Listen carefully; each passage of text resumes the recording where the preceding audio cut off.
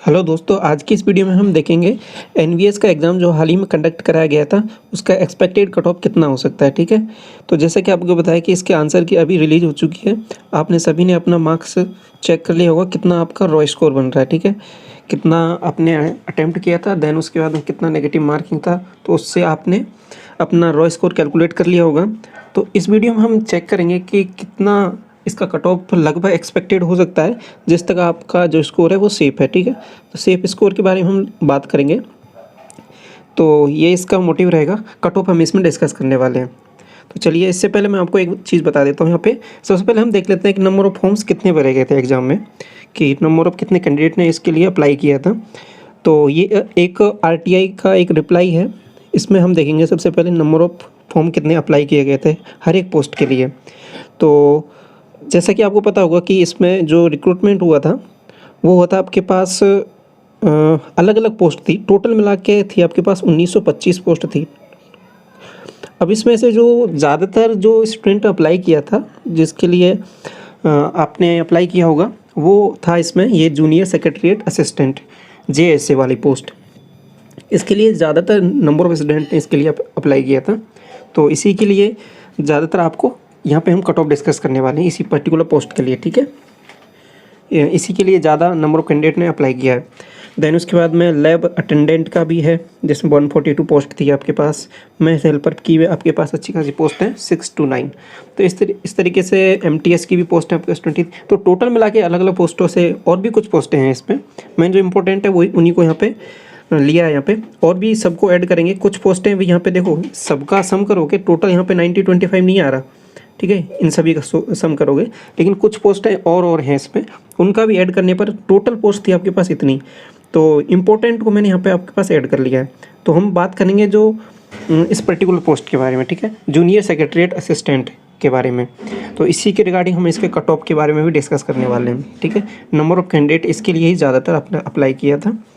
तो ये तो हो गया आपके पास नंबर पोस्ट्स के बारे में। इसके बाद देख लेते हैं कि कितने कैंडिडेट ने आपके पास अप्लाई किया था। तो सबसे पहले ये आरटीआई का एक रिप्लाई था, इसमें देख लेते हैं कितने कैंडिडेट ने आपके लिए अप्लाई किया था। तो पहली पोस्ट जिसके बारे में आपको बता रहा था, जूनियर सेक्रेटरीट असिस्टेंट। ठीक है, ये वाला। तो इसके लिए अप्लाई किया टोटल ये आपके पास 1,82,393। ये आपके पास 1,82,393 टोटल इतने बंदों ने आपके पास अप्लाई किया है कैंडिडेट ने, जिसमें यूआर के हैं आपके पास 20,520। और सबसे ज़्यादा जो कैंडिडेट हैं वो है आपके पास एससी कैटेगरी से 85,831 और एसटी कैटेगरी से 30,779। और इसके बाद ईडब्ल्यूएस से हैं 8,259 और ओबीसी से हैं आपके पास 37,004 कैंडिडेट। ये आपके पास इस पर्टिकुलर पोस्ट के लिए हैं, जेएनवी कैडरे के लिए। और दूसरा आपका था आरओ कैडरे के लिए, इसके लिए 11,371। और देख सकते हैं यहाँ पे यूआर के लिए 950, एससी के लिए एससी कैंडिडेट ने अप्लाई किया आपके पास 5,646, एसटी कैटेगरी में किया है 3,278। और इस तरीके से ईडब्ल्यूएस और ओबीसी में। ये तो हो गया आपके पास इन दो पर्टिकुलर पोस्ट के लिए। इसके बाद में आगे देखिए, नेक्स्ट आपके पास है असिस्टेंट सेक्शन ऑफिसर। इसमें टोटल जो फॉर्म अप्लाई किए गए थे वो थे 49,953। देन उसके बाद में आगे आपके पास हम बात करें यहाँ नेक्स्ट एमटीएस में मल्टीटास्किंग स्टाफ। इसमें जो टोटल फॉर्म अप्लाई किए गए थे वो 1 लाख के अराउंड थे, 1,08,899 टोटल फॉर्म पर अप्लाई किए गए हैं। ठीक है, तो यहाँ पे एक चीज़ देख रहे हो आप, जो सबसे ज़्यादा कैंडिडेट अप्लाई किया वो एससी कैटेगरी से अप्लाई किया गया। ठीक है, 55,000 के अराउंड इसमें अप्लाई किया है।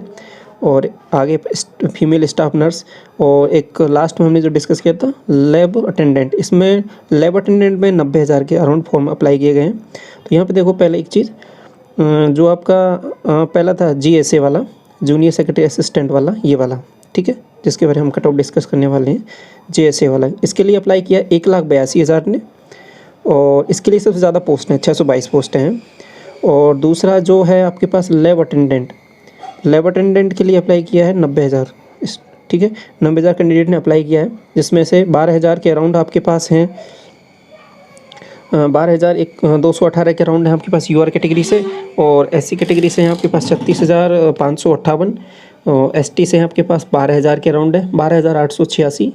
EWS से आपके पास 4,645, OBC से आपके पास 23,743।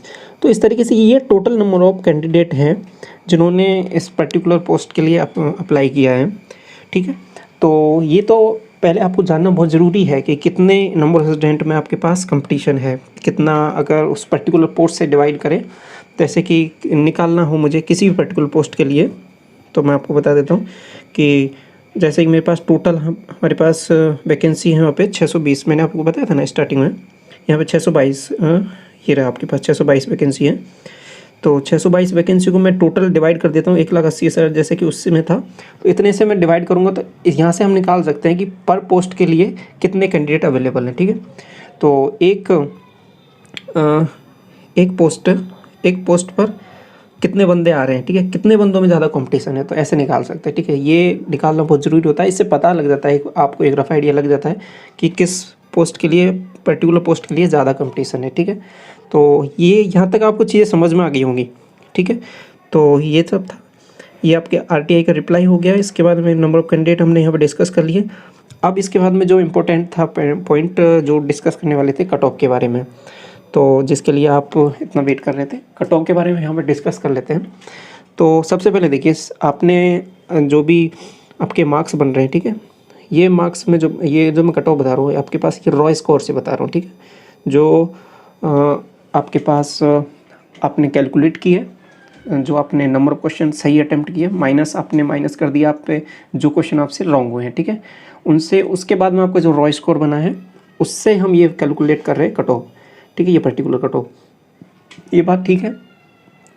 अब इसमें और सबसे पहली बात, अब इस कट ऑफ को मैं ये नहीं कहूँगा कि यही फाइनलाइज कट ऑफ है, यही आपके पास एग्जैक्ट कट ऑफ हो सकता है, ठीक है। देखो चीज़ें मैं अपने बता रहा हूँ ऑब्जर्वेशन से कि किस नंबर ऑफ स्टूडेंट के कितने मार्क्स लगभग आ रहे हैं, ठीक है। मैंने ऑब्जर्व किया है कि इतने बंदों के लगभग इतने के अराउंड मार्क्स आ रहे हैं, ठीक है, मार्क्स ऑब्जर्वेशन से बता रहा हूँ ये मैं, और इसमें कि इतने मार्क्स के अराउंड इतने बंदे लाई कर रहे हैं, ठीक है। चीज़ को समझने की कोशिश करो कि आपके पास UR कैटेगरी के जो मार्क्स हैं वो इस रेंज में लाई कर रहे हैं, और उसके बाद में OBC कैटेगरी के जो मार्क्स हैं वो इस रेंज में लाई कर रहे हैं, ठीक है। उस दरमियान मैं आपको ये कट ऑफ बता रहा हूँ, ठीक।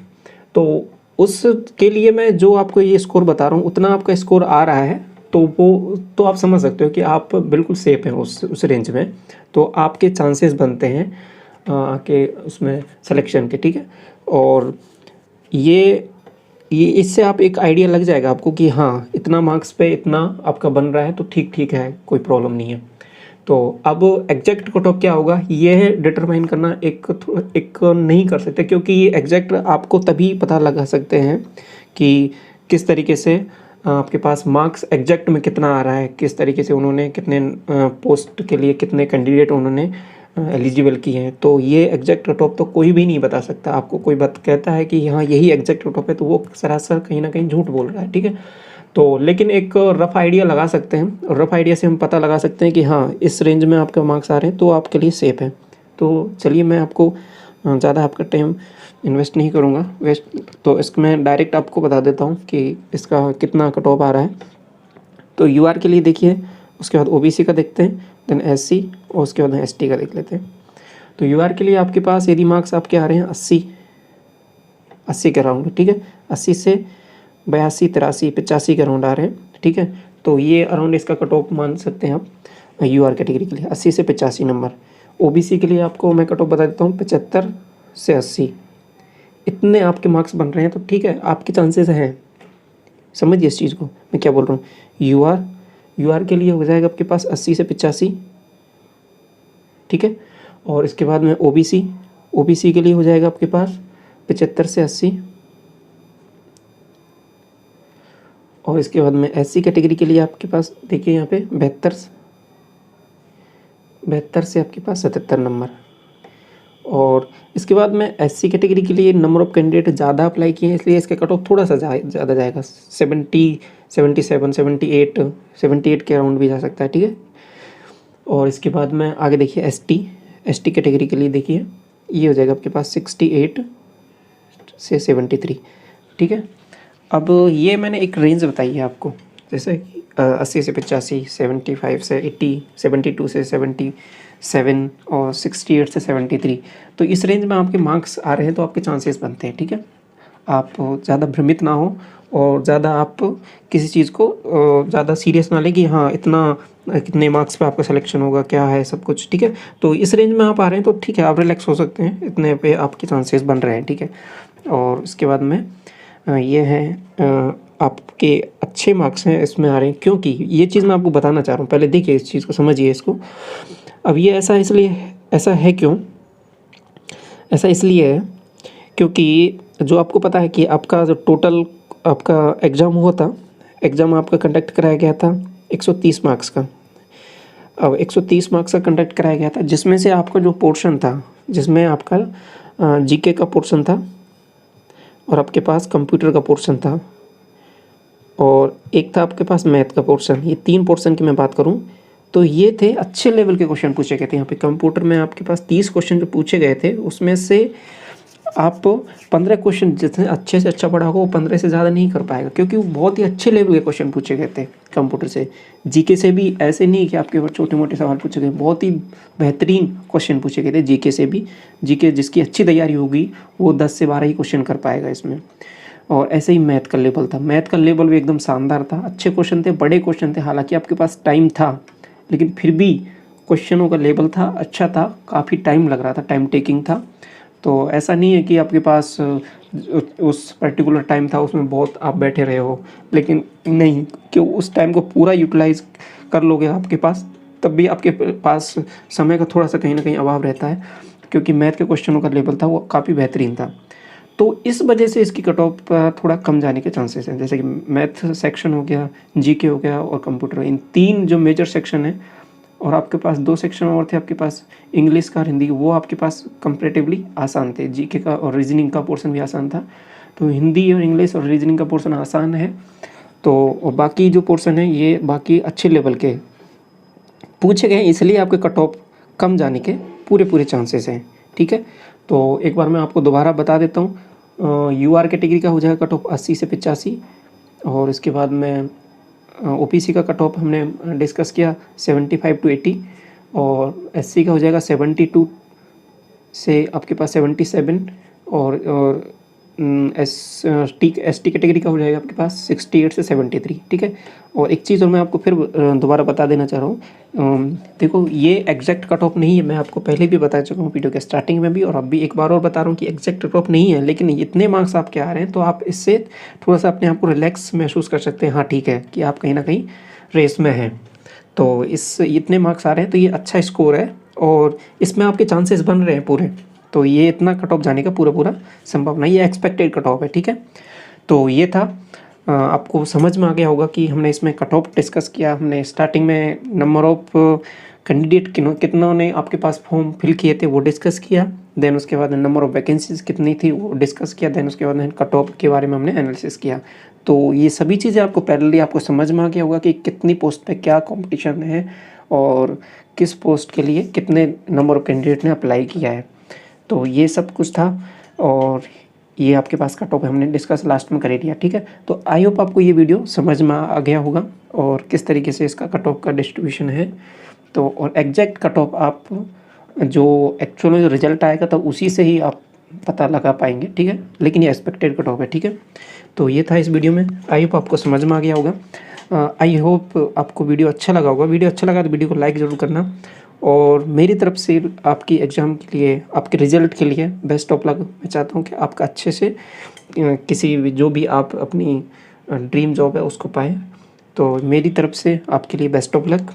तो चलिए इस वीडियो में रखते हैं, यहीं तक रखते हैं। Thank you so much.